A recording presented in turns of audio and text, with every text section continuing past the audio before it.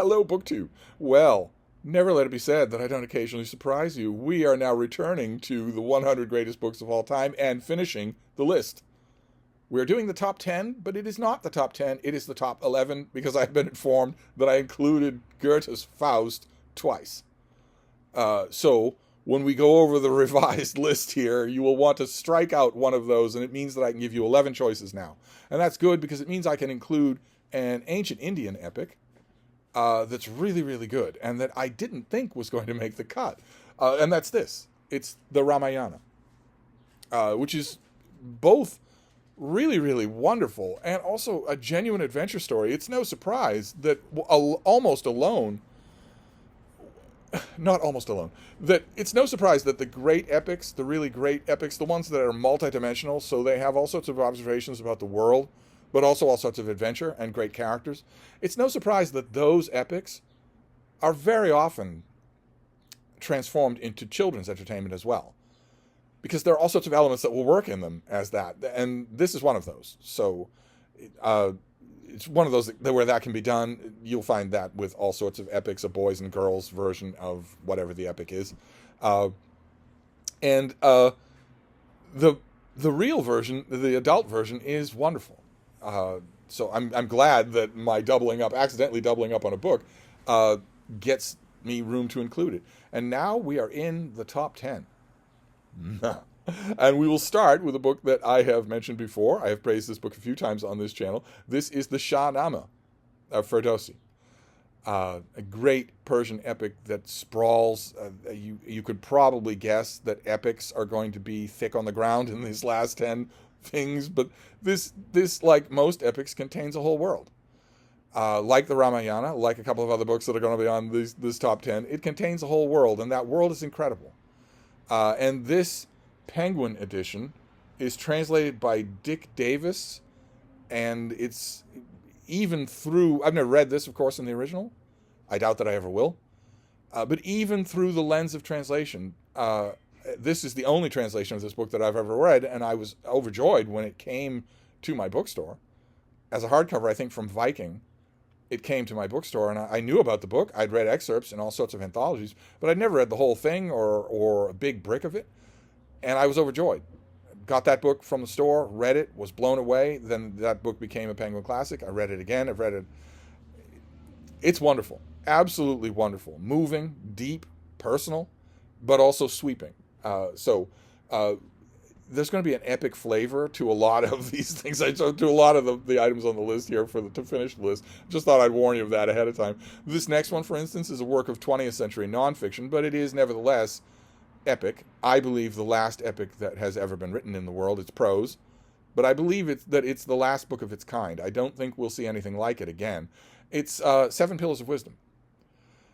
Here, on the cover here, I pull these covers off the internet. It's T.E. Lawrence, but really the author of this book is Lawrence of Arabia, who is T.E. Lawrence, but this a grandeur and an old world Baroque heroism to people who have a prepositional phrase after their names, and he deserves it. And no matter what you might think about his participation in any of the Arab events that fill Seven Pillars of Wisdom, any of the egregious Balfour era nation building that floats all around the perimeters, no matter what you might think of what he did as a man, in other words, there's no doubt about his ability with the pen. This is a brilliant, brilliant epic. Amazingly good. Amazingly insightful. It feels old world. But not in a posing kind of way. I really do recommend it. It's quite good. And there are scenes and phrases in it that you'll just use as shorthand for the rest of your life. You'll revisit it for the rest of your life. Then the next book, we're going to stop talking about enormously long books. We're going to talk about a very short book, one of the shortest books on this entire list. And also, like Seven Pillars of Wisdom, one of the greatest works of nonfiction in the 20th century. And that is A Room of One's Own by Virginia Woolf, which started out life as a lecture, but she made it into a book, and it's about what a woman needs in order to join the Republic of Letters, in order to be a fully realized creative individual. And in typical addresses to lady societies or female undergraduates, along those lines, the lecturer was expected to go all philosophical and ideological and say that what's needed there is for you to commune with the muses. What's needed there is for you to feel the fire of your inspiration. And Virginia Woolf intentionally goes against the grain of that by saying that what a woman needs in order to do that is a room of her own and a supply of money. And it works beautifully. It works as she elaborates on it. It's not a long book. It'll take you an hour to read. It does have digressions even so, and I'm happy for that. I like the digressions. And it also has one of the most famous flights of fantasy anywhere in literature, where she imagines that Shakespeare had a sister. Just a simple thing like that. What if he had a sister and, like him, she wanted to write? What would have happened? Simple thing like that. What would have happened? And it's incredibly moving. The whole thing is just on fire. By turns funny, by turns scathingly angry. There's an anger in this little book that's the equal of the anger and anything that we've seen so far, 10 or 15 times its length. So had to be in the top 10. Then we get to, I'm going to call this a book. I'm straining things here, but I'm going to call this a book. This is Escalus, and this is the Oresteia. 3 plays set along the theme of revenge and the high cost of revenge, and can we set revenge into jurisprudence? Can we change vendetta into law? It centers around a character named Orestes, hence the title, and it deals in its own way with the wreckage of the Trojan War. So the characters in here were all known to the audience that went to listen to this play in the hot sun on stone benches. They went to listen to this play. They knew all about the Trojan War. They knew all about the characters here, and they knew the story because it's in Homer.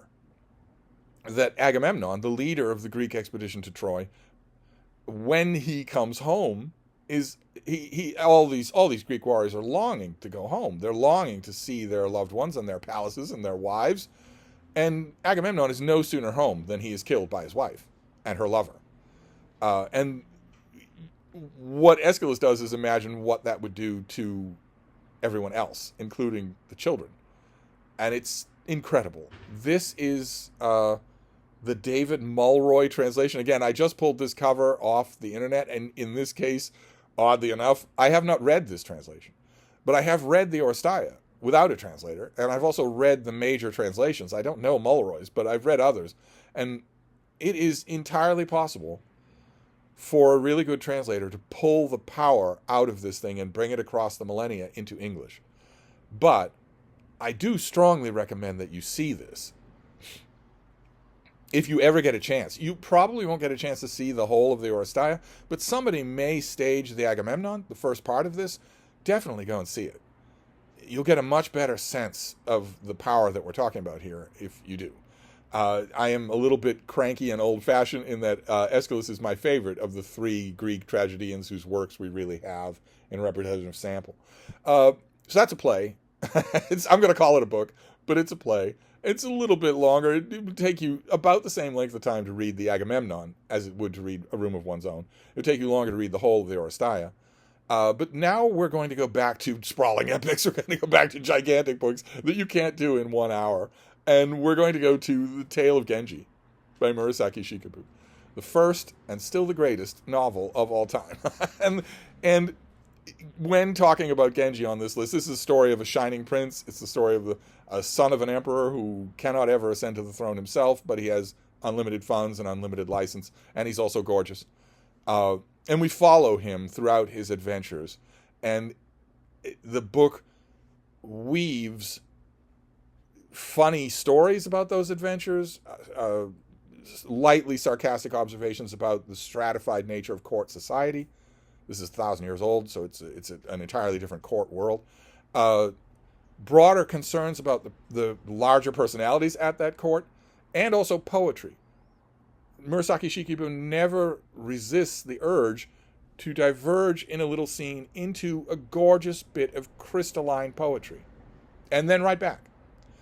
And you get all of that in this book. This is the Royal Tyro translation that is in a gorgeous Penguin Classic Deluxe trade, but there have been a number of different good editions. The Dennis Washburn edition has a wonderful blurb on it, the paperback. But when you're talking about Genji, the habit now, the reflex in the 21st century is to start apologizing. And I won't apologize, but I will warn you that the sexual politics, the interpersonal mores here are radically different from our own time. Genji lies to women, he manipulates women, he doesn't always wait for their permission to do any of the things that he does. And even though this was written by a woman, those were the accepted behaviors of beautiful or highborn men. Even some not beautiful or highborn men. You're just, in other words, you're going to have to roll with the world of this book. I don't think it's that hard to do. I mean, there's a reason why this continually gets translated. And it's because these men, we have not had a popular translation by a woman of the Tale of Genji, but these men come to this book with modern sensibilities. They know perfectly well that a lot of the stuff that they're translating is barbaric. They do it anyway because the poem wins in the end on balance. I just thought I would issue the pro forma apology that when I praise Genji, I'm not praising the things he does. I'm praising the book. But anyway, let's move on. That's huge. It's a huge sprawling thing. And now we're going to continue on with huge sprawling things. We are in the top 3. And the number 3 is Homer's Odyssey, which is an epic poem about the same thing, about the residue of the war at Troy. Even if you haven't read about the epics involved, you certainly know the story of the Trojan War, where Helen of Troy, the Greeks go to Troy in mass numbers. Is this the face that launched 1,000 ships? They go to Troy to get her back and also to conquer Troy. So the Greeks set up a beachhead and they lay siege to the city of Troy for a decade. And then when it's over, they all make their way home. And it takes no one longer to do that than Odysseus, the mastermind of the Greeks, the thinker of the Greeks. It takes him another 10 years to get home. That is the story. It's all of his adventures. He's not the only one. There was a large body of post-Homerica literature that we don't have anymore. There are plenty of others. Nestor had adventures on the way home. Menelaus had adventures on the way home. But with Odysseus, it was so popular that the huge body of that work was eventually codified into the Odyssey. And these are a lot of his adventures in the years that it took him to get home, with frequent glimpses back home. The narrator of this poem frequently takes us back to his kingdom of Ithaca to see how his absence is affecting his wife and his son and his kingdom. And it is immediately accessible. It is an incredible story, punctuated by adventures, which has made this thing so popular for 2 millennia. Because, again, like I mentioned at the beginning with the Ramayana, it's easy to turn this into children's entertainment. And it's easy to take it up one notch more and just read the book as an adult only for entertainment. There's all sorts of other stuff going on here, but you don't need to pay attention to it. You can read it on many levels. That's the fun thing about epics. It's true for Genji. It's true for the Ramayana. It's true for the Mahabharata, which we mentioned earlier. It's true for epics. You can read them on many levels. We're not in the top 3. We'll just keep going. This next one, well, you can read it on many levels. It's not an epic, but it would have been if it had ever been finished. It's unfinished, but it's great, and I love it. All of the books, pretty much all the books on this list are indispensable to me. This is the Canterbury Tales by Geoffrey Chaucer, which is an unfinished story. It would have been immense. It would have been one of the biggest books in the world if he'd finished it, but it's the story of a group of pilgrims who decide to go on a pilgrimage. And they need to pass the time. They come from all different kinds of society, all different levels of society, but they need to pass the time. So they decide, with the help of their host, Harry Bailey, to tell stories on the road. And that is what we get. We don't get the story of their pilgrimage. We get their stories. So we don't know what they do at a rest stop, but we know the stories that they tell, and that's what this is. The Canterbury Tales is their stories. And those stories vary widely. I'm smiling because some of the stories are still bodily, pratfall humor, hilarious. Even now, after all this time, some of them are. And a lot of them are fascinating. Some of them are gory. It's wonderful. Just an endless, wonderful book. Something that you can return to forever. And I'll make the same point here that I made earlier in this list with Troilus and Cresside. Chaucer is a repeat customer here on this list, which is that you might want to try reading this without any kind of modernization. Neville Coghill, one of the Inklings, wrote a best-selling modernization of this. Put Chaucer's English into modern English. And you can find that. That's easy to find. And you can read that, and that'd be great. But you can read Chaucer. He's not that far away from you. It takes a little bit of doing, and you'll need good interpolations for the words that we don't use anymore. But there are editions out there. Penguin makes an edition out there that is just Chaucer. No modernization. With all of those interlineal editions so that you don't have to slow down your reading. I would make the same recommendation for Canterbury Tales that I did for Troilus, which is try reading it on its own. Once you get the hang of it, you'll notice the things that get lost when you modernize it. The things that get lost. You don't want to lose anything. If you can help it, I mean, you can't go out and learn ancient Greek right away, but if you can help it, you don't want to lose anything. Then we'll go from the Canterbury Tales to another gigantic, sprawling work. That is War and Peace by Leo Tolstoy. Another repeat customer here, but War and Peace is, well, it's very much the pinnacle of the great Russians. We've mentioned a couple of times on this list that something seems to be in the water over there in Russia over the centuries, because they reliably turn out masterpieces. Whether fiction or nonfiction, whether poetry, we've had all three. We've had a Russian epic that is, last time we had a Russian epic that was nonfiction. We've had a Russian epic that was poetry. We've had great Russian novels. We haven't touched on Russian plays, but this is the pinnacle of that. This is the greatest Russian novel of them all, and one of the greatest novels of them all. A gigantic story set against the backdrop of Napoleon's aggression against Russia, but with so much more going on, so many characters, and so many characters' friends and their relatives and their in-laws. It's a sprawling cast, and a daunting book, of course. Usually when the subject of big books comes up, big daunting books come up, usually the two that come up are Moby Dick, which, as we've seen, is only a middling length against some of its competitors, but also War and Peace. War and Peace is, it's not just the pinnacle of Russian fiction, it's also the pinnacle in the popular mind of an unconquerable Everest of a book. It's not. It's not. If you can wade your way through the crapola that is James Joyce's Ulysses or Victor Hugo's Les Miserables, you can read this and actually get repaid for your efforts. So it had to be on the list here. Then we'll move to poetry. We'll move back from prose to poetry. It is possible to learn to read this in the original. It's possible to do that even without instructors. A couple of famous writers have done that just by beetling away at it in the round reading room of the British Museum. But there are great translations. Like with Escalus, there are great translations of the Divine Comedy by Dante, which you already know this story, at least the first part of it, even if you've never even tried the book, the poem itself, the Commedia.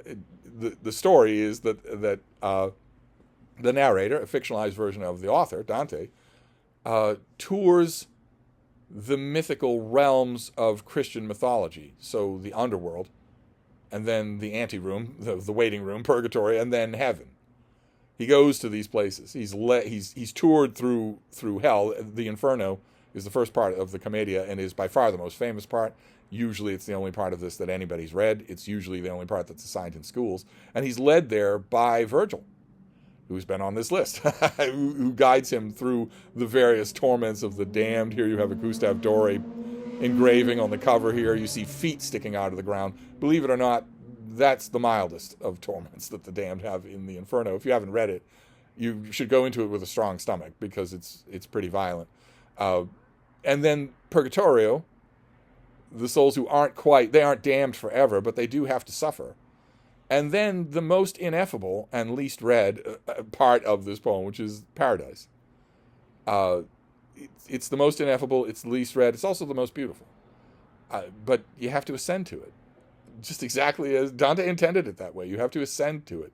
You can't pick it up on its own and get even half of its beauty. And you have to be prepared to be translated out of normal human conventions, normal language, normal perception, as Dante starts to see more and more of things that can't be seen. Hear more and more of things that can't be heard. It's amazing. The point I'm trying to make about this is that it's amazing. If you find a really good well annotated English translation. Dante is an incredibly elusive poet. A-L-L, not E-L-U. He's an incredibly elusive poet. He constantly refers to things rather than name them. So notes with this are essential. So the mystery author Dorothy Sayers did a great annotated version. Alan Mandelbaum did a great annotated version. There are plenty of great annotated versions out here. So you can find them. Don't let it put you off. And then we come, finally, to number 1. Now, I have said all along in this list that there are no rankings here. It's just grouped by tens, except for number 1. I'm an American, and that means that when you make a list, you count down to number 1. You might not mean any of the others, but number 1 is the best. It is not just number 1 numerically. It's number 1 in every sense of the word. And now we come to the greatest book of all time, Homer's Iliad, which contains the whole world and everything in it. Tenderness, love, compassion, disappointment, patheticism, valor, doomed valor, fake valor, violence, peace, everything. It's a great story. It's the story of the Trojan War. It's the story of one little sliver of the Trojan War. It's not the whole thing, but it's one little sliver, and that's enough. That's enough. It's the story of the Greeks fighting the Trojans and the ruinous pride of one Greek soldier who causes the tide of battle to waver back and forth. But the gods are also involved, very intimately involved. They pick sides and care about who will win and who will lose. And it is everything. It is absolutely everything in a book, all in one thing. So you look at it and you look at other epics and you think, well, what's missing from this other epic? And you'll come up with something, but not the Iliad. There isn't anything missing from this. It's just incredible, all encompassing. And again, to finish up here, I want to finish up on a couple of notes that have been familiar throughout this list. One is my call for you to canvass around for translations. Don't listen to pundits, including me, saying this is the translation that you should read. When you're encountering a work in translation in a language you can't read for the first time, you shouldn't care what translations are ranked the highest. You should care which one you're going to live with the best in order to get you to love the work. That's the important thing, is for you to read and love the work. Once you do that, you can find a translation that better suits you. There are plenty of them out there for the Iliad, for instance. All kinds that I've talked about on this channel and hundreds that I haven't. Line up as many of them as you can. Make a special trip of it to your Barnes & Noble or your university library and try a bunch of them that you can. Read the same passage from a whole bunch of them and see which one you like and stick with that. And that would be my other parting note here, is that there are plenty of translations to choose from. Plenty. There are the Iliad in prose. There's the Iliad in half prose, half verse. There are all sorts of adaptations of this that are looser and looser. There are translators who try to go at this to make it seem in English as close to the Greek as possible. That's not exactly possible. You can't bring it over just verbatim, but you can come awful close. And there are others who try to impose English verse on this. Whether that is Pope or Robert Fitzgerald, whoever it is, there are all kinds of tactics that you can do to get into this book. Such a variety that I feel certain you'll find one that will allow you to do so, and you should. Because this pinnacles our list, and this is number 1. So there you go, BookTube. Those are the 101 greatest books of all time. We are now finished with the list, and now all I need to do is figure out how to make a playlist. So if you found this on a playlist, I succeeded, or somebody did. So anyway, I'm going to wrap this up for now, but I'll be back. Thank you, BookTube.